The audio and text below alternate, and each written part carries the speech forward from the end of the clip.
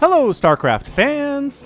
This is Falcon Paladin coming to you with yet another daily Legacy of the Void upload. This is a game between jjakji and GuMiho on Newkirk Precinct. In the bottom left side of the map, we have the blue Terran player. It is jjakji. And in the bottom right side of the map, we have the red Terran player. It is GuMiho. All right, so a TVT from Katowice 2017 should be a good one. Between jjakji and GuMiho, two of the better Terrans on planet Earth today, going head-to-head from the group stages of Katowice. And let's see who's going to get on top here. TVT is generally opened with Cyclones in the current iteration of Legacy of the Void. Got a double refinery opening, would not be surprised to see that at all from either of these players. And then going to maybe get a couple Marines out for defense, maybe get an early Reaper. But then pretty much go straight to Cyclone, because if you don't have one and one shows up, you're sort of in trouble, is what we've seen in TVTs from months and weeks ago. So players adapt. Players know exactly what to do, what to expect in these matchups, and should be good to see what these players are doing, just the sort of the mind games, right? The mind games that we get in StarCraft 2 these days.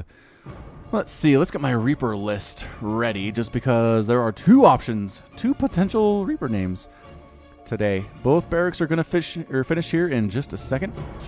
And it is Reaper 1 and Reaper 2. So Red Reaper here out of GuMiho will be named Timmy. Timmy's parents always knew that he would become a murderer ever since he sold Ice Revenants to Art, as in Warcraft 3. Wait, what? Who's Art? Luckily, murderers are welcomed in the Reaper Corps, and Timmy's parents get a large sum of money for every kill he gets. Wow. So every SCV, 100 credits. Every Marine, 10 credits. And so forth and so on. The blue Reaper's name is Magtheridin. Fee, fi, fo, fum. I smell the blood of a Grom. Alright, so Magtheridin and Timmy. Timmy's a murderer. His parents always knew he would be a murderer. First checking for proxy stuff. That's his priority. And now playing defense. He's waiting for Magtheridin to come across the map. He's going to ambush him at the top of this ramp. Two gas on the way. Both players getting factories. Did I tell you? Did I tell you what we're expecting here? And also, checking the same location as jjakji. Hopping on down. I'm going to hop up here inside the main base. And it's going to be a Reaper versus Reaper battle. Papa! KDA charges thrown down. Getting dodged ably as Reapers are fast. Who's going to win this thing? Timmy or Magtheridin? And... oh, Timmy! Timmy's our winner. He gets the Reaper kill with 4 hit points remaining. I don't know how he won that. Did he get a shot off first? Was the micro just smarter? People need to watch that on slow motion and tell me what happened in the comments, because I don't know how he won. I don't know. Was it luck? Might have been luck. Might have been luck. Actually, Widowmine's opening from GuMiho here, and it is a Cyclone from jjakji. So GuMiho has some other ideas, as he sometimes does in StarCraft 2. He has different ideas when it comes to this sort of thing. So Widowmine gonna come sit at the top of the ramp in case the Cyclone tries to wander up it. I mean, it doesn't one-shot this Cyclone, as it probably shouldn't, but doing some damage to it is better than no damage whatsoever. jjakji playing defense with his Cyclone, though. He's not moving across the map, no sir. He's waiting for that Reaper to come back. He's gonna patrol back and forth on this edge of his ramp. Patrol, patrol, patrol. Trying to see what is up. What might come over here, and nothing's gonna come over here. I mean, actually, no. You know what? Timmy's thinking about it. Timmy's thinking about it. How much does he get for a Reaper, do you think? 200 credits? Well, now he's dead. As Cyclone has a lot of DPS. There we go. Cyclone DPS is absurd. It's absurd. Timmy had no chance, man. Once he hopped up there and there was the Cyclone, he didn't even try to run away. He went right for the SCVs. Can I possibly kill one? No. No, you can't do it, lads. A Marine Widowmine drop coming from GuMiho. This is very TVP out of him. Haha, TVP. Viking on the way from GuMiho as well. And if the Cyclone's in the main base, or the natural base, this could be problematic. No, it's in the main. He's waiting for this drop. Look at jjakji, man. He's got a bunch of Marines. He has 8 Marines and a Cyclone waiting for this to happen. Oh, the Widowmine catches the medevac. jjakji has one on the right edge of his main. And the medevac is forced to retreat. It's got 25 hit points. You don't want to risk it. Don't get in there and get locked on or shot down by Marines and lose everything in there. Just go home. Just go home. Wait another day. Actually, where is... oh, the Viking finished it off? No! The Viking finished it off. jjakji. jjakji, no. Medevac, 6 Marines, and a Widowmine dead for GuMiho right now. Vikings killed each other at the same time. That's exciting. That's an exciting result. A lot of really close battles here in this TVT. Good stuff. Good stuff indeed. What else is happening? Marines out. Additional Marine Cyclone coming across the map for jjakji. jjakji being a little bit more aggressive here. Defensive Cyclone from GuMiho kills a Marine and then comes across the map. I don't know why jjakji's Cyclone's running away. You think he'd have the advantage since GuMiho's has 10 fewer hit points than initially. Yeah, GuMiho recognizing jjakji is chasing him now, recognizing he's already hurt, decides to come on back home. The same move speed makes this kind of a non-enthralling chase, and jjakji decides to give up pursuit. So we're still at 2 bases. Who's working on a third? Which one of you guys is going for a third base first? Who is it? I don't know. jjakji has a lot of Marines and tanks, though, that's for sure. A lot of Marines and tanks. GuMiho now starting his tank count as well. It's currently 2-2. 16-8 Marines, though. jjakji has way more Marines. Dude, losing those Marines early for GuMiho really hurt. Really hurt a lot. Everything else is even. Worker count is exactly 44-44. It's just Marine count is more for jjakji, and that can be all that matters in TBT. So here comes jjakji. He's got his Marines. He's got his tanks. Widowmine for jjakji did they just kill a Viking? There's so many little things that are happening here. Tank versus Cyclone. And look at this. jjakji's tank actually kind of winning that. GuMiho forced to retreat with his Cyclone out near the front door of jjakji, but guess who's here at the front door of GuMiho? It is jjakji. I mean, it'd be weird if it was anybody else, because, you know, it's a 1v1. It'd be interesting. Ooh, I just had another idea. I have a lot of ideas during this casting day. All right, what if you could play tag team StarCraft 2, right? So you've got... I have to explain this maybe at a quieter point. No, this is probably going to work, unless jjakji's going for it. Sort of going for it. We'll hold that thought. We will hold that thought. Unloading the Marines. Got the Marines of GuMiho. Again, Marine count is currently 31-19. jjakji has a nice lead, which can make just such a huge difference. He's got 3 tanks at the front as well. 2 Marines just died of jjakji's, though. Bringing that a little bit more even. We're doing the dance. We're doing the Marine tank dance, ladies and gentlemen. Let's see how this is going to work out. Kind of swinging around the top side is jjakji using the medics to spot over the ground. The tanks are going to go into siege mode and harass this mineral line of GuMiho. Oh, that's not a good place for you. Supply depot goes first. It does supply block GuMiho. Oh, big deal. Tanks trying to defend, but getting focused down. And the tanks are gone. The Marines coming in to try to finish those off, and it's going to be a Marine versus Marine battle here. GuMiho's Marines holding pretty well, and look at that. GuMiho wins that very nicely, but a drop by jjakji inside the main base of GuMiho. SCV's here to defend, but I don't know about this, man. I don't know about Marines defending in the situation. Tanks and Marines for GuMiho coming back to try to clear it out, and jjakji decides it is time to go home. So good hold there by GuMiho. Did lose 5 SCVs, so a little sneak drop attack back in the main base for GuMiho. Or by jjakji towards GuMiho. But I think he'll be okay. It's 97-98 total supply, 46-44 harvesters. It is dead even in almost every way. 23-24 Marines, 1 tank to 2 tank, 1 cyclone to 1 cyclone, 4 medevacs to 5 medevacs. GuMiho has a slight lead in every one of those categories where I mentioned there was a disparity. And GuMiho's moving out with his medevacs right now. He's going to try to pick off this cyclone. Landing a bunch of Marines and tanks, and the cyclone dies. It does slow down this push of GuMiho, though. GuMiho thought about doing more stuff, but had to kill the cyclone instead. He was distracted by the cyclone, and here he comes. Sensor tower on the way from jjakji being constructed. I'm going to guess right here. Right here? Yes, right here. Right on this corner. Covers like 4 bases worth of stuff. Sensor towers are wonderful. Vikings on the way from jjakji. Going to try to drop here inside the main base. jjakji does not know this is coming as he's heading out of the main base while there's a drop coming into the main base. Big attack at the front from jjakji, though. Defensive Marines are here from GuMiho. SCV is forced to fight as well. I think GuMiho is going to win that thing. Meanwhile, unloading here inside the main base.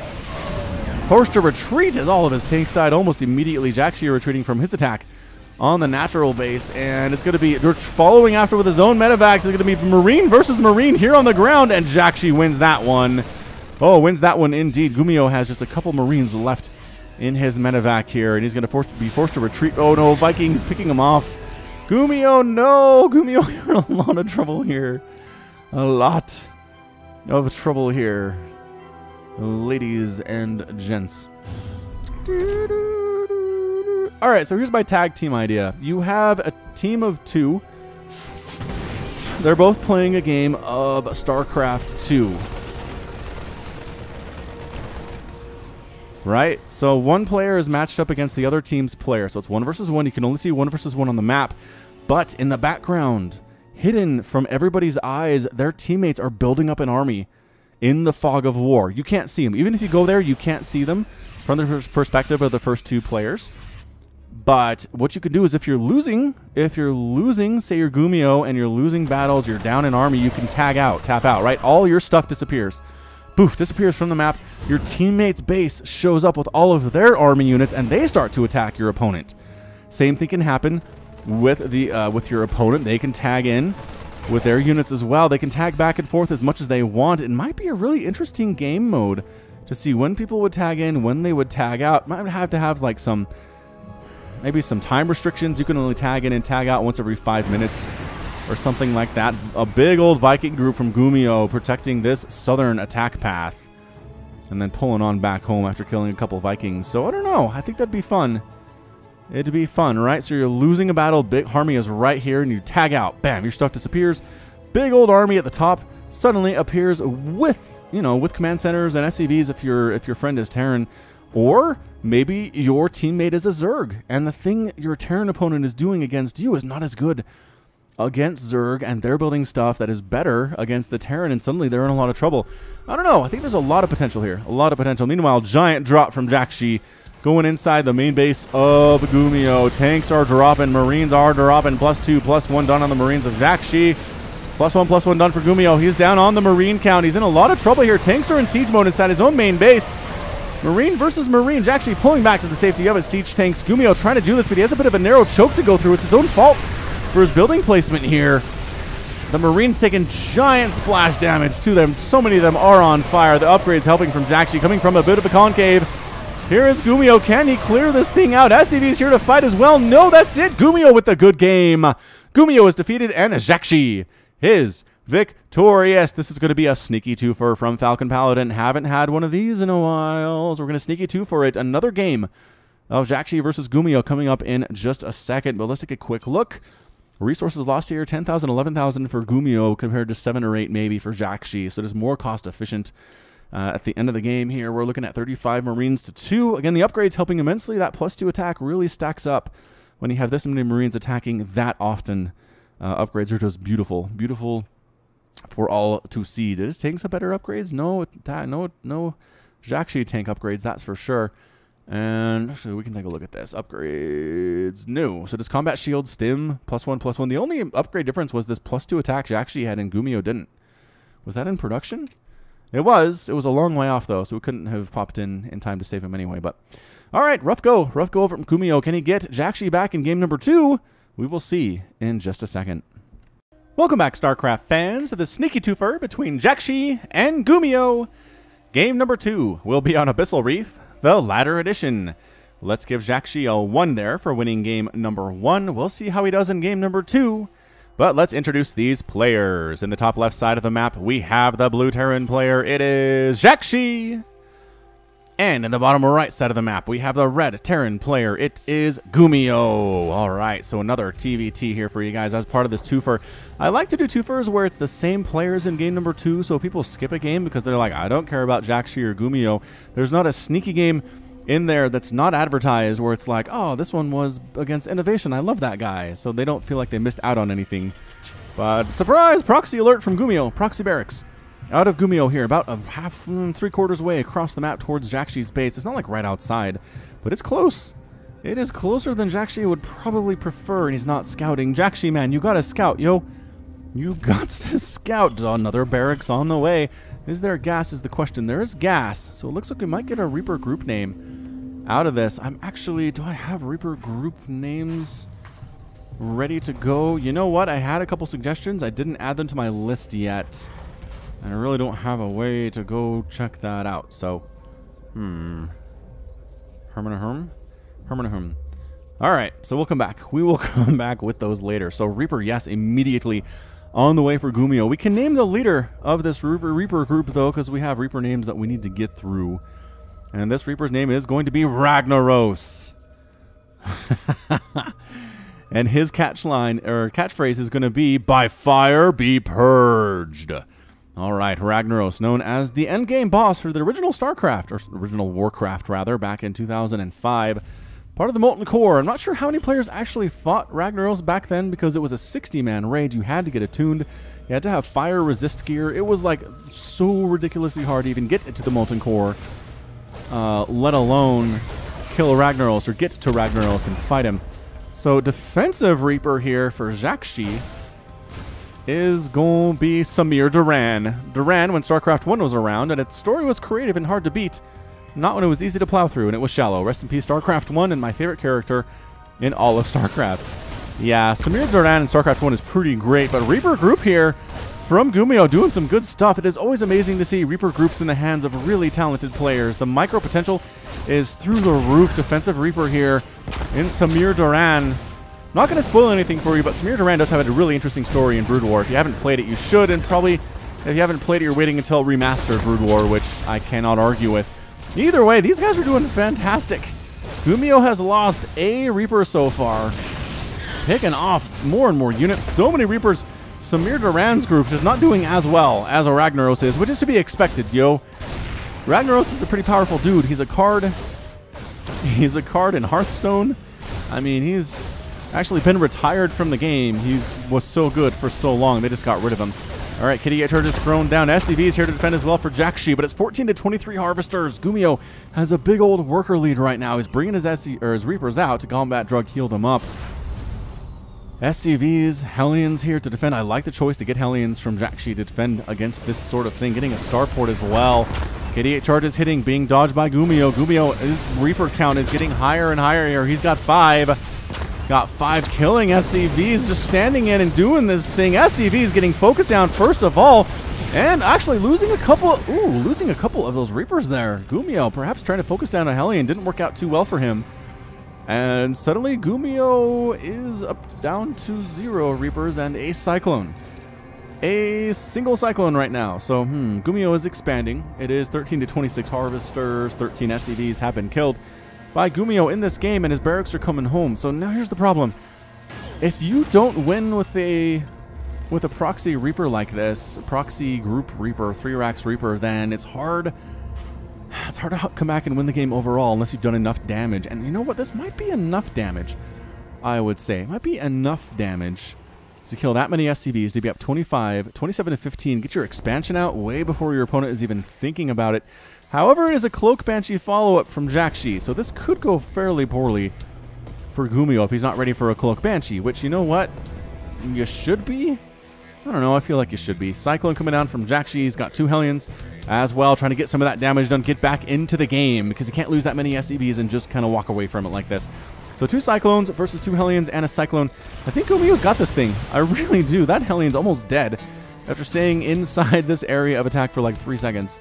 And yeah, jjakji decides it is time to retreat. I do not like what I'm seeing there. Banshee moving across the map for jjakji. Cloak is about 15 seconds away from completing. By the time it gets here, it will be done. Will GuMiho have any scans available? He might have scans available, unless he calls down mules here, but he does seem to be saving energy to some extent. Does he have the ability to make turrets? He does have the ability to make turrets, and he's building 1.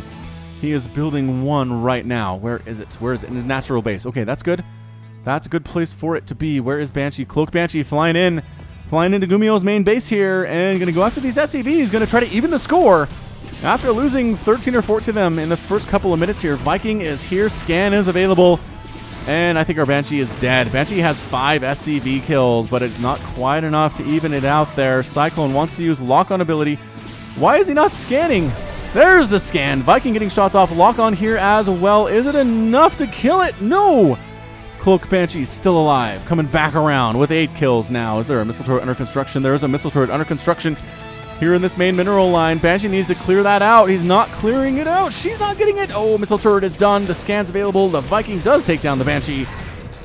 But 6 SCVs were killed instead of 13. It's still 31 to 20 Harvesters. GuMiho has this natural base. jjakji's not even going for a natural. He's coming in with Hellions, with Marines, with a tank. Actually, with a tank and a Cyclone. To try to see what damage can be done here. Another Cloak Banshee at the front. Interestingly enough, trying to do some stuff, but there's the scan. Gets burned out of the sky. Does the Banshee. Marines and Cyclones and tanks against the tanks and the Cyclones of jjakji. Just outnumbered is jjakji, and that's it. A good game from our blue Terran player. GuMiho is victorious after losing taking a pretty tough loss there in game number 1. But he does manage to make it happen And we'll give him a 1. Oops, we'll give him a 1 as well in that winners column. All right, so he tied it up with jjakji as far as I'm concerned in this series. And that's going to be it from me. All right, so this has been Falcon Paladin coming to you with yet another daily Legacy of the Void upload. Go ahead and hit that like button. Hit that subscribe if you like what you saw and what you heard today. You can also catch me on Twitter, Facebook, and Patreon, all at /Falcon Paladin.